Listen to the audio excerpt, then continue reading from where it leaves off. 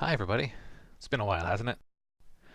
For those of you who were keeping track, the science fiction and fantasy marketing podcast went on hiatus a while back.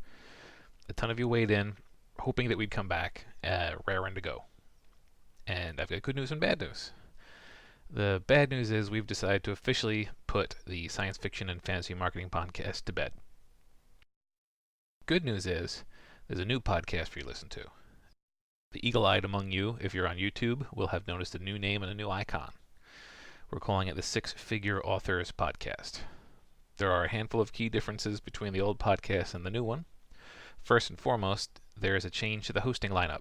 Lindsay and I are back, and Andrea Pearson has joined the team.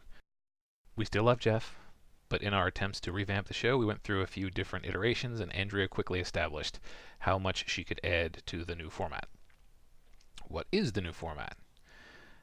We're no longer strictly focused on science fiction and fantasy, as the name would suggest.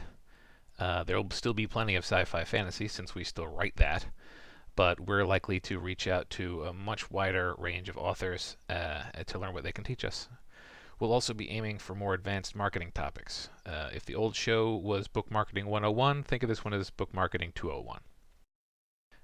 We will be trying to do a question and answer episode with greater regularity. You can leave questions as comments, or better yet, head over to sixfigureauthors.com. That's with the number 6. You can find it in the show notes / comment area.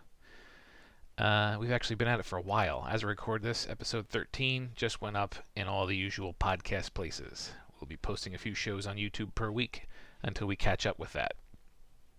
Because of the unstable nature of the first few episodes, we had to do some heavy edits to the audio, so there will be no video for them, but starting with episode 7, you'll see video just like we used to. And that's about it. Hope you like the new show, and we look forward to your questions. So long, everybody.